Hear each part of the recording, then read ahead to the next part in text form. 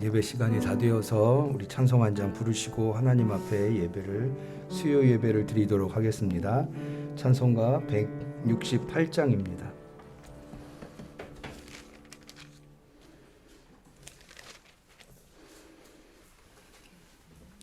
찬송가 168장.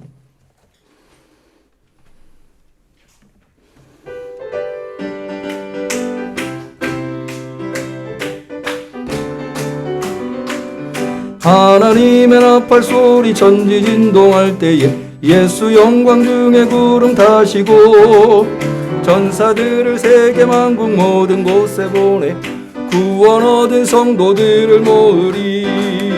나팔 불 때 나의 입 나팔 불 때 나의 입 나팔 불 때 나의 이름 부를 때에 잔치 참여하게네. 무덤 속에 잠자던 자 그때 다시 일어나 영화로운 부활 승리 얻으리.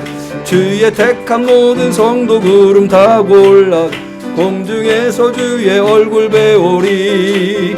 나팔 불 때 나의 입 나팔 불 때 나의 입 나팔 불 때 나의 이름 부를 때에 잔치 참여하게네. 주님 다시 오실라 우리 알 수 없음 항상 기도하고 깨어 있어서 기쁨으로 보좌 앞에 우리 나가서도 그때까지 참고 기다리겠네.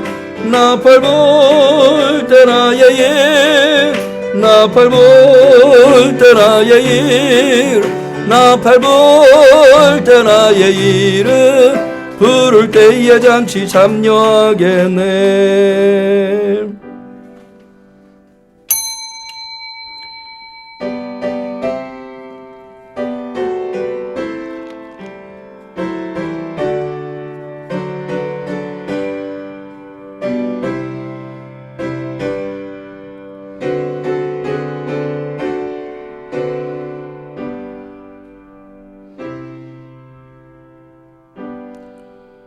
여호와를 의뢰하는 자는 시온산이 요동치 아니하고 영원히 있음 같도다.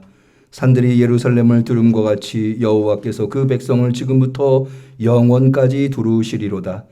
악인의 권세가 의인의 업에 미치지 못하리니 이는 의인으로 죄악에 손을 대지 않게 함이로다. 여호와여 선인에게와 마음이 정직한 자에게 선을 행하소서. 자기의 굽은 길로 치우치는 자를 여호와께서 죄악을 짓는 자와 함께 다니게 하시리로다. 이스라엘에게는 평강이 있을지어다. 아멘. 하나님께서 마치 북한산이 은평구를 두르듯 우리를 항상 두르시사 오늘도 변함없이 이렇게 수요 저녁 예배를 당하여서 주 앞에 나와 예배 올려드리나이다. 한 주의 분주함을 잠시 내려놓고 하나님을 놓치지 않으려고 주께 나와 예배하는 것이오니 우리의 예배를 받아 주옵시고 혼돈한 세상 가운데 흔들림 없이 주님과 함께 천성을 향하여 정진할 수 있도록 우리 성도들 대면으로 비대면으로 예배드릴 때 그 심령들에게 평안을 베풀어 주옵소서. 예수님의 이름으로 기도 올리옵나이다. 아멘. 사슴이 시냇물을 찾아 갈급함같이 찬양합니다.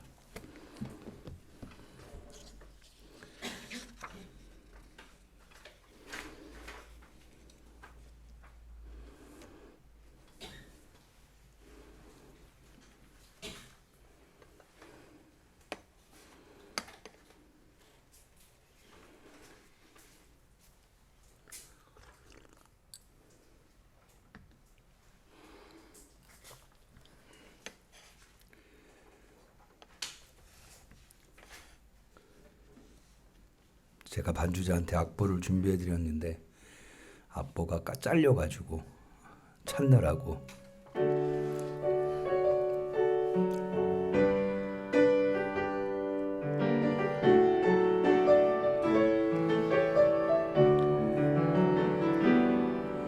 사슴이 시냇물을 찾기에 갈급함 같이 내 영혼이 주를 찾고자 주를 갈망합니다. 주여 어찌합니까?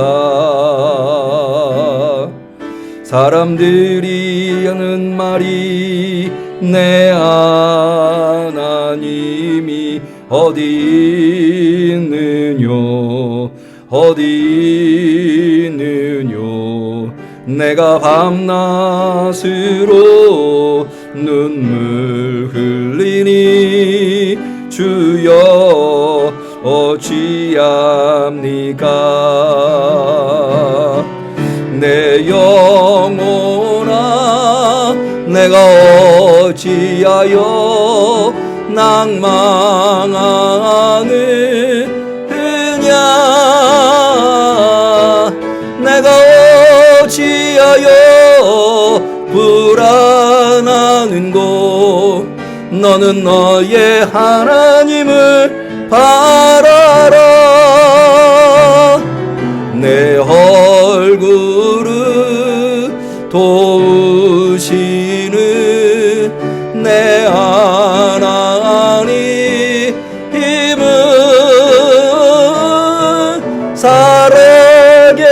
살아계시는 내 하나님을 너는 너의 하나님을 바라라. 한 번 더 합니다. 사슴이 시냇물을 찾기에 갈급함 같이 내 영 주를 찾고자 주를 갈망합니다.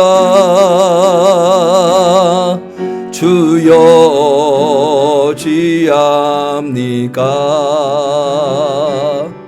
사람들이 하는 말이 내 하나님은 어디 있느뇨 어디 있느뇨 내가 밤낮으로 눈물 흘리니 주여 어찌합니까? 내 영혼아 내가 어찌하여 낭망하느냐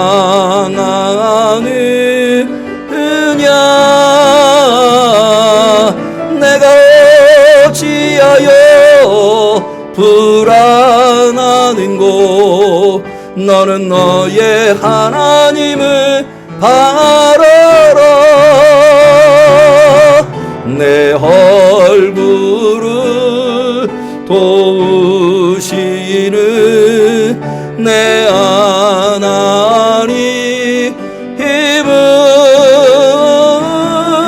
살아계시는 내 하나님은 너는 너의 하나님을 바라라.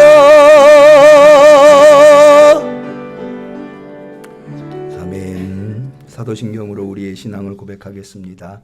전능하사 존재를 만드신 하나님 아버지를 내가 믿사오며 그 외아들 우리 주 예수 그리스도를 믿사오니 이는 성령으로 잉태하사 동정녀 마리아에게 나시고 본디오 빌라도에게 고난을 받으사 십자가에 못 박혀 죽으시고 장사한 지 사흘 만에 죽은 자 가운데서 다시 살아나시며 하늘에 오르사 전능하신 하나님 우편에 앉아 계시다가 저리로서 산 자와 죽은 자를 심판하러 오시리라. 성령을 믿사오며 거룩한 공회와 성도가 서로 교통하는 것과 죄를 사하여 주시는 것과 몸이 다시 사는 것과 영원히 사는 것을 믿사옵나이다. 아멘. 우리 성령 받으라 박수하시면서 찬양합니다.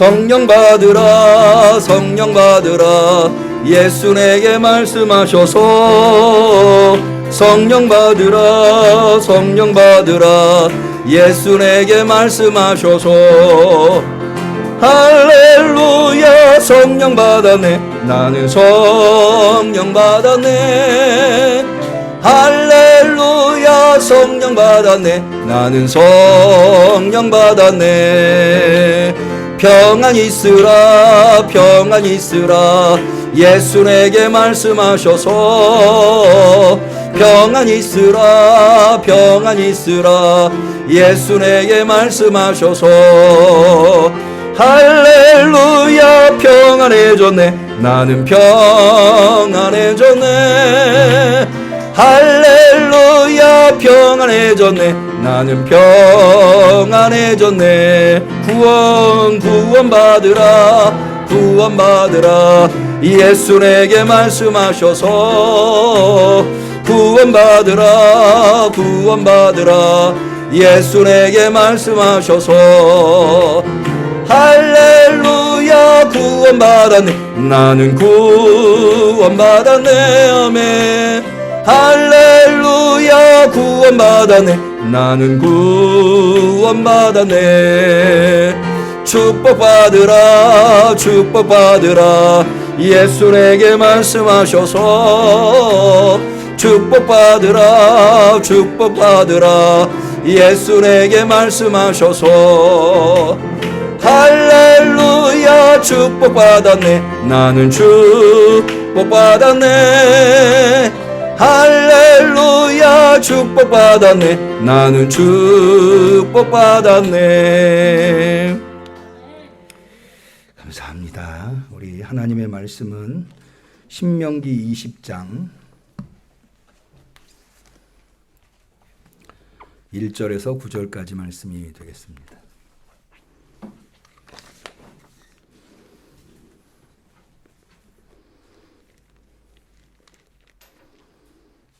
조금 더운 감이 있지 않나요? 앞에 있는 에어컨을 좀 틀어주시면 좀. 안 더우세요?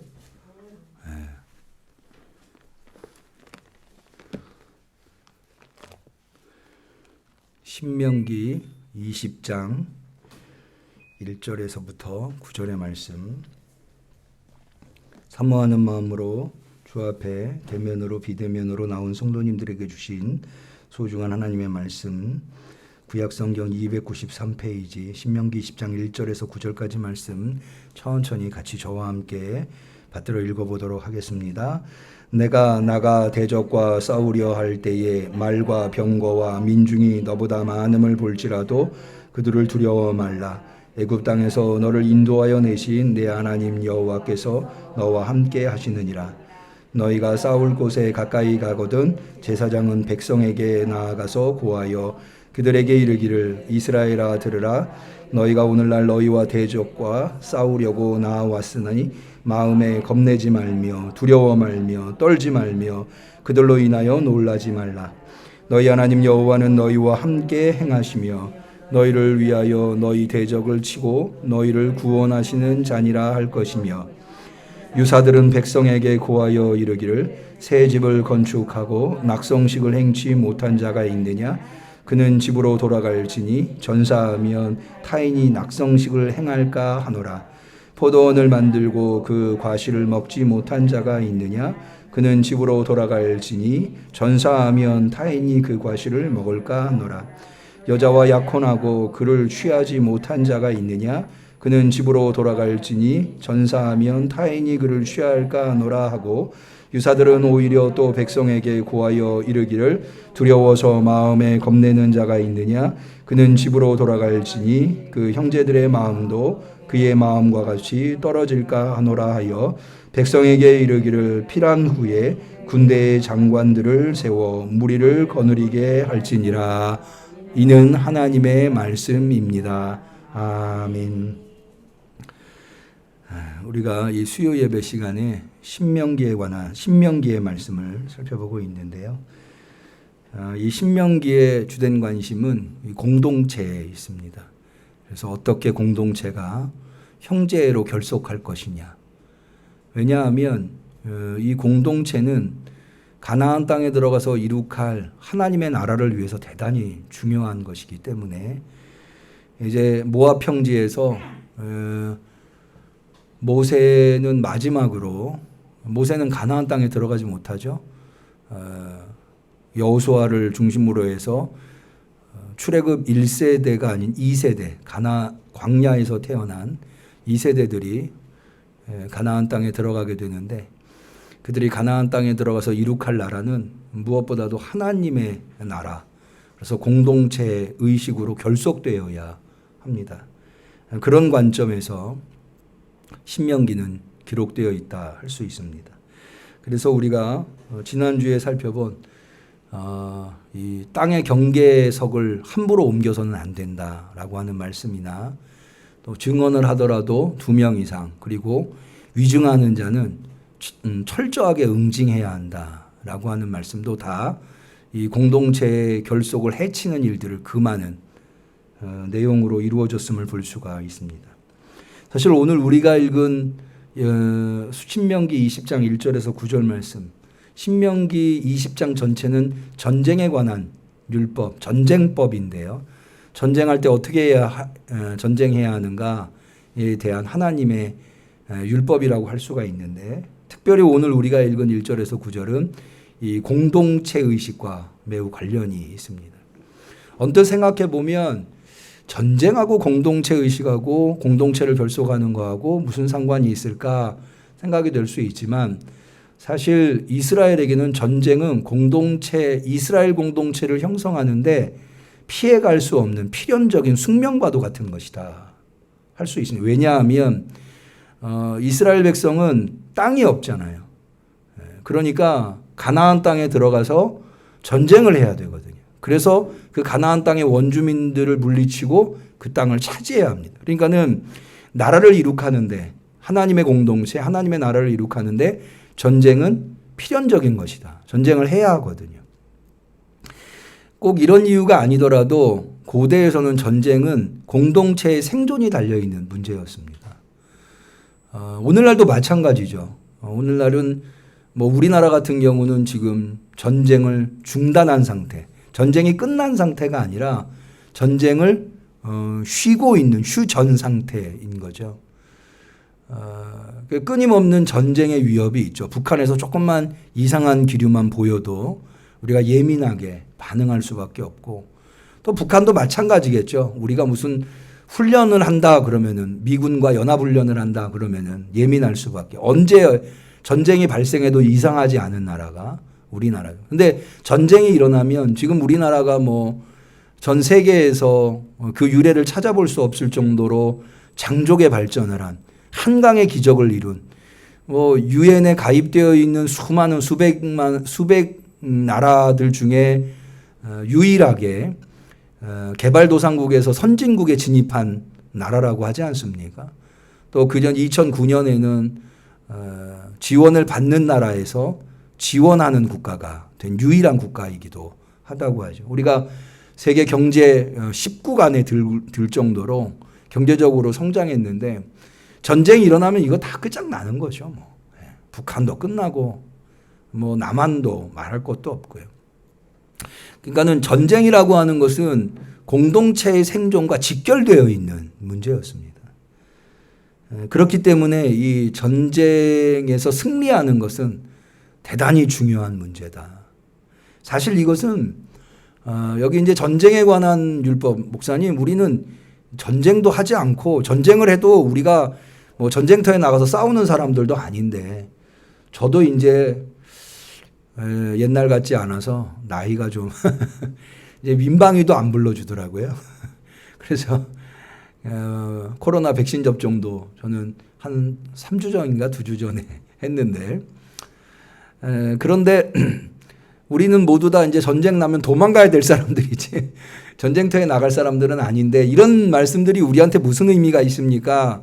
라고 하실 분이 있으실지 모르겠는데, 그럼에도 불구하고 우리 그리스도인들 모두에게는 대단히 중요하다. 왜냐하면 여러분, 우리 그리스도인들은 너나 할 것 없이 영적인 전쟁을 치열하게 하고 있는 자들이라고 할 수 있습니다.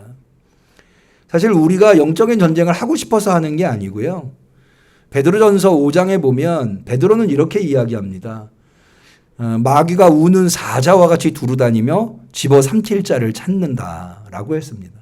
그러니까는 마귀가 아주 치열하게, 마귀도 총동원해서 우리를 넘어뜨리려고 전쟁을 걸어오는 거죠. 그래서 에베소서에서 바울이 그러지 않습니까? 전신갑주를 입으라고. 이거 다 전쟁 용어거든요. 그러니까는 전신갑주라고 하는 것이 완전 무장을 의미합니다. 완전 무장은 전투가 임박했을 때 하는 게 완전 무장인 거거든요. 그러니까는 우리 그리스도인들은 오히려 여기 지금 신명기 20장에 나와 있는 전쟁법보다도 더 치열하게, 더 철저하게 일명예외 없이 전쟁을 준비해야 한다. 그렇게 영적인 전쟁을 해야 하는 우리들이 어떻게 이 영적인 전쟁에 임해야 하는가, 이런 말씀을 통해서 우리가 배워볼 수 있게 되는 것입니다. 먼저 이 이스라엘이 전쟁을 할 때에 알아야 할 것이 있는데, 그건 뭐냐 하면 전쟁터에 사람만 나간 것이 아니라 하나님께서 함께하고 계시는, 여호와 하나님께서. 자, 1절을 한번 볼까요? 내가 나가 대적과 싸우려 할 때에 말과 병거와 민중이 너보다 많음을 볼지라도 그들을 두려워 말라. 애굽 땅에서 너를 인도하여 내신 내 하나님 여호와께서 너와 함께 하시느니라.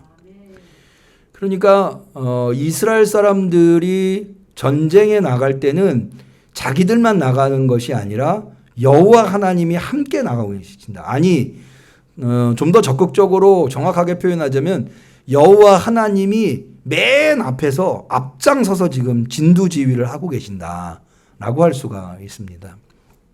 왜 이것을 기억하고 이것을 확신하는 것이 중요한가 하면, 여러분, 이스라엘 사람들은 광야 40년을 지나오면서 전쟁할 만한 세대가, 전쟁할 만한 사람들, 그러니까 변변한 군사훈련을 받은 한 사람도 없었고, 또 고대에서는요, 가장 강력한 전쟁 무기가 뭐였는가 하면 말과 마차입니다.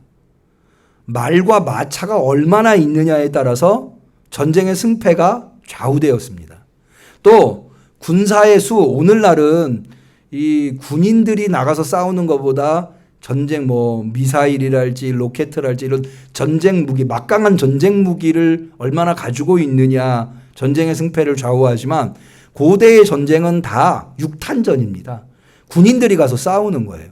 그러니까는 군사 수가 얼마나 되느냐, 이런 것들이 대단히 중요했습니다. 그러니까는 만약에 이게 객관적인 전력상 말이나 병거가 마차거든요. 말이나 병거나 군사수가 현저하게 밀린다 라고 생각이 되면 아예 군인들이요, 전쟁에 나가기는커녕 도망부터 가면 탈영병들이 생겨나요. 사기가 땅에 떨어지는 거죠. 그런 전쟁은 하나만화예요. 이길 수가 없는 거예요.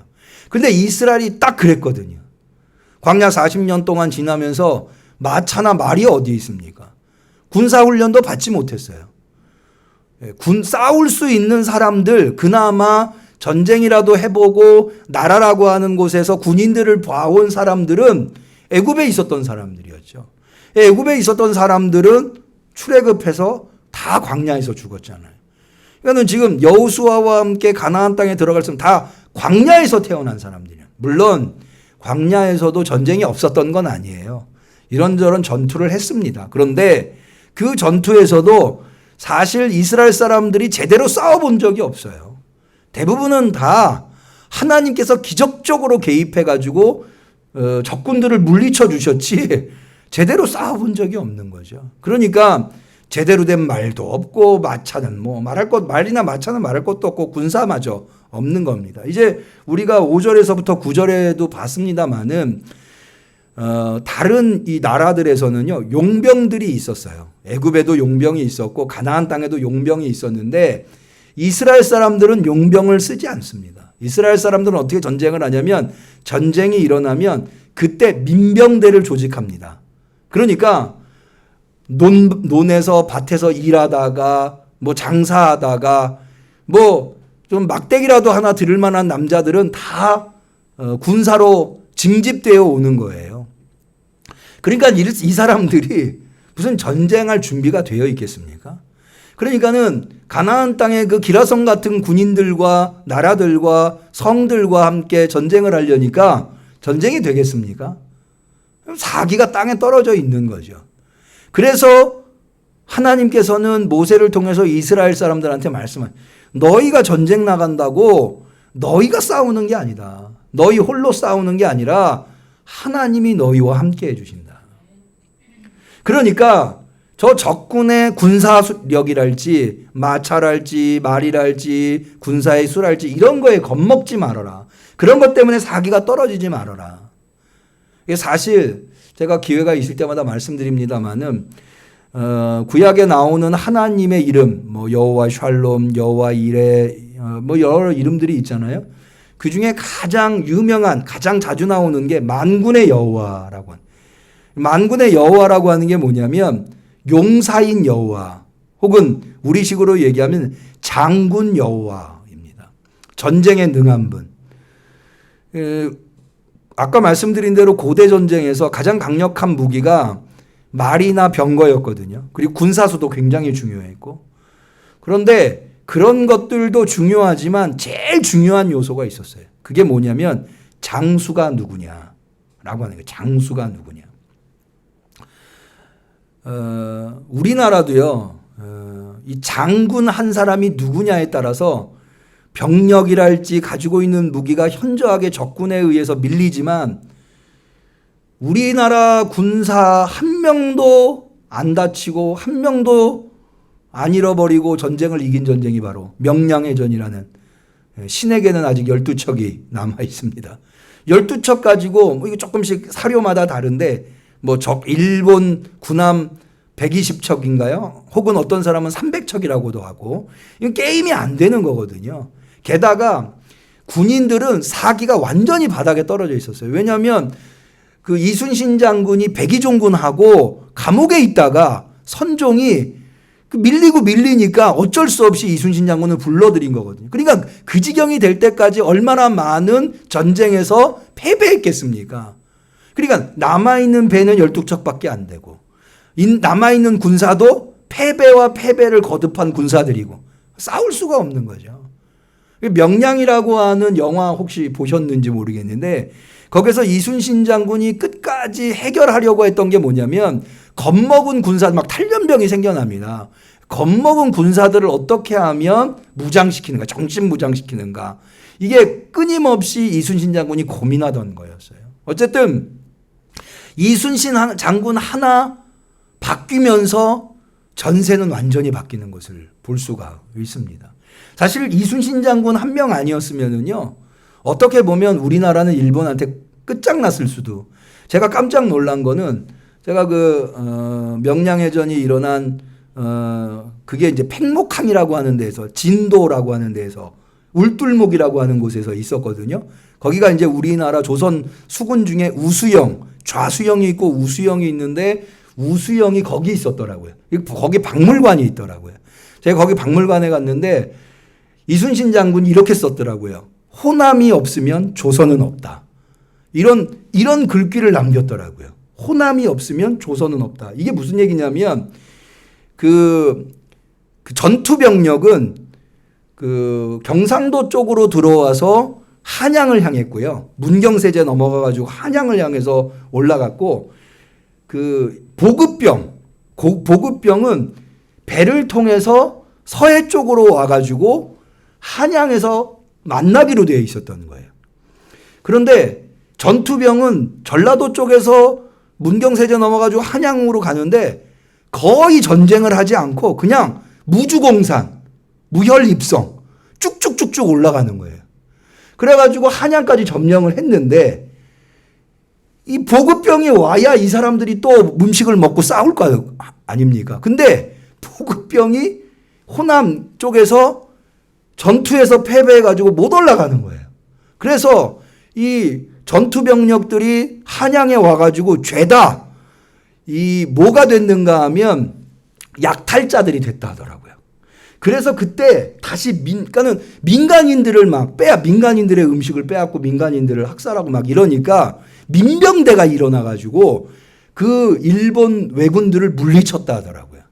그러니까는 이순신 장군이 서해에서 이 보급병을 막지 않았으면 거기에서 이제 일본군이랑 일본 전투병이랑 그 보급병이 만나가지고 얼마나 막강한 힘으로 그래가지고는 우리 조선 땅은 전체가 다 어려움에 빠지게 될 수 있는 상황이 되는 거죠. 그래서 거기 그렇게 써 있는 거예요. 호남이 없으면 조선은 없다. 전 그거 보고 깜짝 놀랐어요.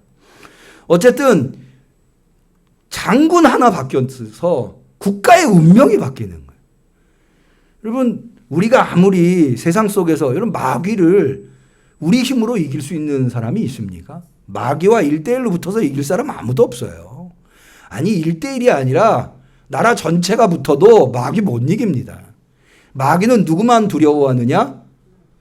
하나님만 두려워하는 거예요. 왜냐? 왜 하나님만 두려워하냐? 마귀는 하나님한테 철저하게 패배당한 적이 있거든요.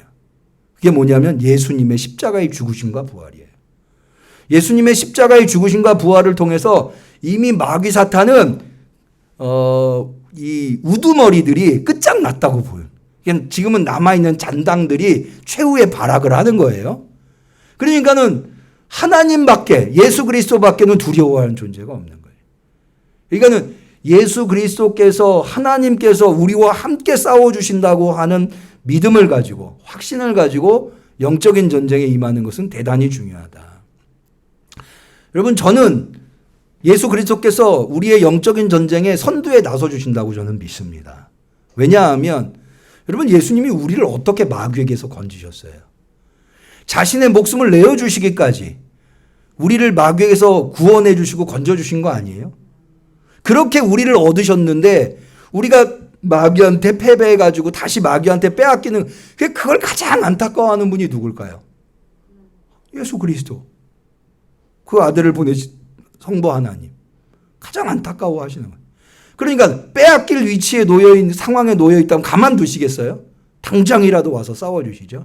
믿으시기를 바랍니다. 우리는 하나님과 함께 싸우는 거예요. 실제로 여러분 가나안 땅에 들어갔을 때 첫 번째 전투가 뭐예요? 여리고성 전투잖아요. 여리고성 전투 어떻게 했어요? 뭐 사실 전투라고 말할 수도 없는 전술을 쓰고 있는 거죠. 이게 뭐 전투를 하는 건지 조깅을 하는 건지 아침마다 한 바퀴씩 도는 거예요. 얼마나 비웃었겠어요. 근데 일곱 번째 날 7바퀴를 도고 양강나팔을 부니까 여리고성이 무너지는 것 아닙니까? 하나님이 싸우셨다는 거거든요. 그런데 여기에 추가 규정이 있어요. 그게 뭐냐면 이스라엘 백성들도 사람인지라 하나님이 같이 싸워주신다고는 하지만 눈에 보이는 게 있잖아요. 딱 싸우려고 옛날에는요. 이게 전체 군사가 보이는 데서 되게 거의 붙어서 싸웠거든요. 평야 같은 데서. 벌써 기가 딱 눌릴 수 있잖아요. 그러니까 누구를 하나님이 투입시키는가 하면 이 전장 제사장을 투입시킵니다. 자, 2절을 한번 볼까요? 너희가 싸울 곳에 가까이 가거든 제사장은 백성에게 나아가서 고하여 여기 싸울 곳에 가까이 가거든 제사장은 백성에게 나아가서 고하여 라고 되어 있죠. 이 제사장이 전장 제사장이에요. 지금으로 따지면 군목 같으신 분들.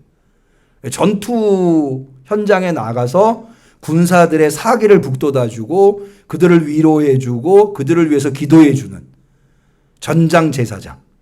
그래서 이 전장 제사장은요, 이게 굉장히 중요한 위치. 군사들의 사기 때문에. 그래서 이 전장 제사장은 거의 대제사장급에 준하는 지위를 가졌다 하더라고요. 민수기에 보면 비느하스라고 하는 제사장이 바로 여기에 해당하는 제사장이에요. 그래서 백성들을 격려하고 위로하고 용기를 주는. 여러분 목회자가 그런 의미예요. 우리 모두 다 전쟁터에서 싸우고 있잖아요. 그러다 보면 지치고 하던 일이 잘 안 돼. 인간이다 보니까 하나님이 같이 싸워주신다고 믿고 있지만 그러나 힘들고 병들고 몸이 약해지고 정신이 신앙이 약해질 때가 있잖아요. 그래서 제가 있는 거고 목회자들이 있는 거예요. 그래서 성도들을 위해서 기도해드리고 영적인 전투에서 너무 쓰러져 있지 않고 다시 힘을 내서 일어날 수 있게 격려해주고 말씀으로 격려해주고 나오지 않습니까? 이 3절에 볼까요? 그들에게 이르기를 이스라엘아 들으라. 이게 제사장이 군사들한테 하라는 얘기예요. 너희가 오늘날 너희의 대적과 싸우려고 나왔으니 마음에 겁내지 말며 두려워 말며 떨지 말며 그들로 인하여 놀라지 말라. 너희 하나님 여호와는 너희와 함께 하시며 너희를 위하여 너희 대적을 치고 너희를 구원하시는 자니라 할 것이며. 그래서 이런 격려들을 성도들한테 하는 역할을 하는 것이 목회자. 그러니까는 목회자가 굉장히 중요한 역할을 하고 있는 거죠. 사실 이 목회자와 성도가 좋은 관계를 가지고 있는 게 대단히 중요해요. 좋은 관계에 있어야 위로의 말도 위로가 되는 거고 격려의 말도 격려가 되고 용기를 주려고 할 때도 그게 은혜가 되는 거지 관계가 틀어져 봐요. 오늘도 아까 제가 우리 교회를 찾아오신 분이 계시다고 했잖아요. 그분이 우리 교회에 오고 싶다는 이야기를 하시더라고요. 그래서 제가 주차장 때문에 저희 교회에 오실 필요는 없습니다. 다니시던 교회에 다니시면서 편하게 저희 교회 주차장을 이용하세요. 그랬더니 그분이 그러시더라고요. 목사님, 제가 주차장 때문에 우리 교회를 오려고 그러는 게 아니라 응암교회를 오려고 그러는 게 아니라 제가 다니던 교회가 건강하지 못합니다. 아마 교회 안에 무슨 갈등이 있나 봐요. 건강하지 못합니다. 그래서 고민 중에 있습니다. 기도 중에 있습니다. 저희 어머님도 권사님이신데 저희 어머님이 꼭 한 교회를 고집할 필요는 없다. 네가 기도하면서 네가 신앙생활 열심히 하는 곳을 찾을 수 있다면 그곳에서 열심히 신앙생활하는 것도 하나의 방법이다. 그렇게 말씀하셔서 기도 중에 있습니다. 그렇게 얘기를 하더라고요. 근데 그 말을 듣는데 제가 참 마음이 안타깝더라고요. 여러분, 교회가 어디보다도 사실은 위로를 받고 용기를 얻고 그래야 할 곳인데 오히려 교회가 갈등이 생기고 싸움이 생기고 그래서요. 교회 안에서는 더 조심해야 돼요. 목회자도 성도들한테 함부로 말해서 안 되고요. 성도들도 성도들끼리 서로 함부로 말해서 더 조심하고. 여러분 그렇잖아요. 가족이라고 하고 싶은 말 다 하는 거 아니잖아요. 오히려 가족이기 때문에 더 말 못하는 경우들이 많잖아요. 이게 왜 그러냐? 소중하기 때문에 그런 거예요. 그게 뭐 말할 수 없어서가 아니라 소중하니까. 뭐 싸워도 같이 가야 되기 때문에 그래서 서로를 아끼느라고 그러는 거거든요. 참 감사한 것은 우리 교회에 이렇게 편안하게 갈등 없이 그러면 성전 건축하고 갈등이 생기는 교회가 얼마나 많은지 몰라요. 그런데 하나님께서 은혜 주셔서 우리 교회에 이렇게 평안하게 교회를 건축할 수 있게 해주시는 게 얼마나 감사한지. 우리가 일을 감사하는 것으로 끝나서는 안 되고요. 이것을 잘 지켜낼 수 있어야 되겠습니다. 이게 목회자의 역할이에요. 마지막으로 5절에서 9절에 나오는 내용들은요. 이것은 전쟁터에 나가는데 아까 말씀드린 대로 이스라엘 사람들은 군인을 민병대로 운영을 했습니다. 전쟁이 발생하면 그때 군사를 모집해 가지고 전쟁에 나갔거든요. 그런데 그 군사로 모집할 때 제외되는 사람들, 예외, 그러니까는 징집 의무에서 제외되는 사람들을 거기 적어놨어요. 몇 가지 예가. 첫 번째, 집을 지었는데 아직 낙성제라고 하는 거는 집을 하나님 앞에 드림으로써 하나님 앞에 감사함으로써 이제 그때부터 집에 들어가서 실제로 우리가 왜 이사하면 이사 예배 같은 거 드리잖아요. 그런 거를 안 한 사람. 그러니까 이스라엘 사람들은 이스라엘 신앙이 있기 때문에 이 낙성제를 드리지 않으면 아직은 내 집이 안 됐다고 생각을 하는 거예요. 그러니까 집을 짓는다고 하는 게 얼마나 힘들어요. 오늘날도 어려운 일이지만 고대에서는 얼마나 천신만고 끝에 집을 지었는데 전쟁이 일어났어요. 아직 그 집에 들어가 살아보지도 못했는데. 그런 사람. 그 다음에 포도원을 지었는데 거기에서 나오는 과실을 먹어보지 못한 사람. 그 다음에 약혼은 했는데 아직 결혼은 못한 사람. 이 이스라엘의 법에 의하면 약혼을 하면 결혼에 준합니다. 그러나 결혼과는 차이가 있는 거예요. 약혼을 했더라도 따로따로 살아요. 한 1년 정도. 그랬다가 1년이 지나고 난 다음에 결혼을 하게 돼 있거든요. 이런 경우. 약혼은 했는데 아직 결혼을 못한 경우. 그 다음에 심지어 누구까지 여기 포함되는가 하면 겁먹은 사람들. 우리 한번 8절을 볼까요? 유사들은 오히려 또 백성에게 고하여 이르기를 두려워서 마음에 겁내는 자가 있느냐? 그는 집으로 돌아갈지니. 그러면 왜 이런 사람들을 집을 지었는데 낙성제를 올리지 못한 사람, 포도원을 지었는데 열매를 못 먹은 사람, 약혼을 했는데 결혼하지 못한 사람들, 심지어 겁먹은 사람들 왜 집으로 돌려보내느냐? 전쟁터에 징집하지 않느냐? 여러분, 전쟁이라고 하는 것은 생사가 걸려있는 문제예요. 그죠? 그러니까 어떻게 전쟁에 집중해야 돼. 몸도 마음도 정신도 다 전쟁에 집중해야 돼. 그리고 대장의 말에 철저하게 복종할 수 있어요.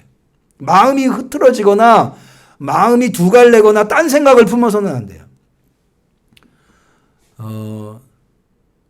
제가 군사 훈련을 받는데 이 사격 훈련을 받을 때요.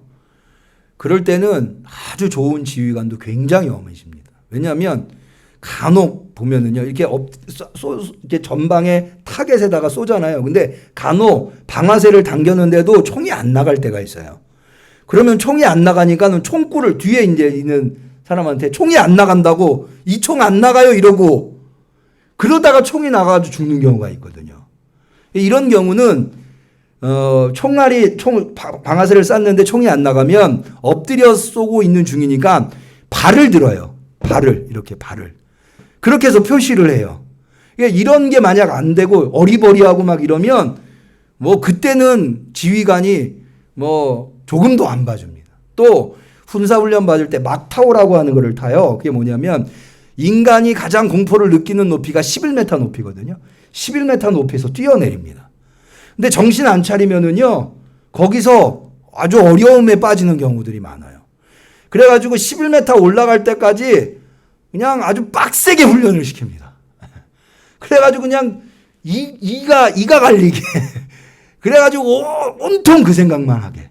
그래가지고 거기서 뛰어내리게. 안 그러면은 사고 나거든요. 죽을 수 있거든요.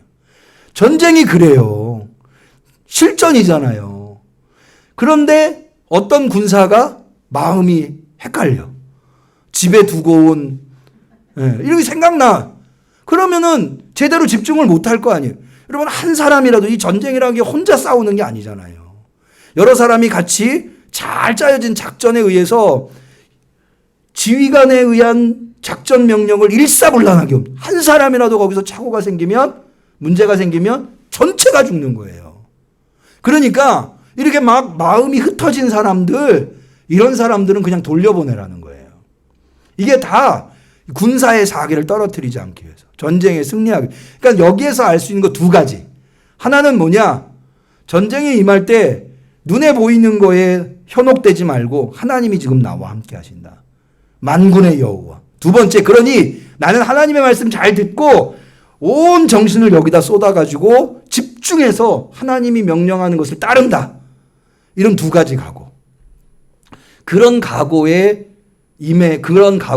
임해야 전쟁에 승리할 수 있다. 라고 하는 것을 오늘 이 말씀을 통해서 우리가 배워볼 수 있습니다. 모쪼록 우리 응암교회 성도님들도 영적인 전쟁에서 승리할 수 있기를 축원합니다. 우리 찬송 하나 합시다. 390장입니다. 십자가 군병들아.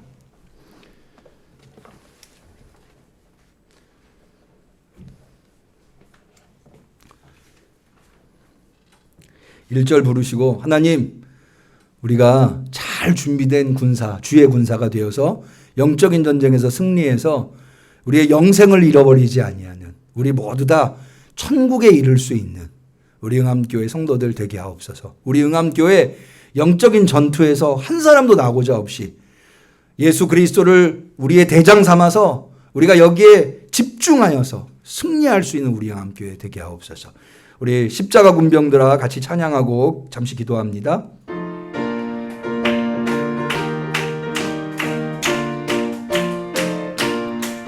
십자가 군병들 주 위에 일어나 비들고 앞서나 굳세게 싸워라. 주께서 승전하 영광을 얻도록 그 군대 거느리 늘 이김주. 우리 주여 한번 외치고 가시기도 합니다. 주여, 은혜와 자비가 풍성하시고 전쟁에 능하신 여호와 아버지 하나님, 이미 예수 그리스도께서 십자가 위에서 마귀 사탄을 이기시고 승리하신 줄로 믿습니다. 그 승리의 결과가 우리들입니다. 그 승리의 결과로 우리는 영생을 얻게 되었습니다. 아버지 하나님, 아직까지 영적인 전쟁을 계속해야 되는데 이 영적인 전쟁에서 절대로 마귀에게 지지 않게 하여 주옵소서. 마귀와 싸워 이기게 하여 주옵소서. 주님께서 내 곁에 계시다고 하는 믿음과 확신으로 날마다 이 영적인 전쟁에서 승리하게 하옵소서. 아버지 하나님, 우리 함께 성도를 똘똘 뭉쳐서 한마음 한뜻이 되어서 일사불란하게 이 영적인 전쟁에서 승리하여서 아버지 하나님, 우리 함께 성도들 중에 한 사람도 나고자 없이, 한 사람도 떨어짐 없이 아버지 하나님 천국에 들어갈 수 있게, 영적인 전쟁에서 승리할 수 있게 우리 응암교회 모든 성도들을 주의 강한 군사로 만들어 주옵소서. 그래서 함께 하여 주시옵소서. 십자가 위에서 마귀를, 사탄을 처단하신 예수님의 이름으로 기도 올리옵나이다. 아멘. 하늘에 계신 우리 아버지여, 이름이 거룩히 여김을 받으시오며 나라의 마옵시며 뜻이 하늘에서 이룬 것 같이 땅에서도 이루어지이다. 오늘날 우리에게 일용할 양식을 주옵시고 우리가 우리에게 죄 지은 자를 사하여 준 것 같이 우리 죄를 사하여 주옵시고 우리를 시험에 들게 하지 마옵시고 다만 악에서 구하옵소서.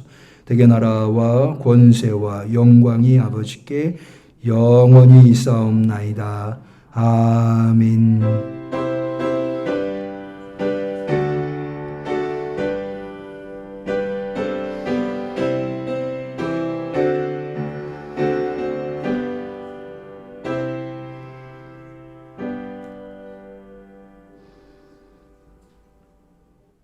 예배를 마치겠습니다.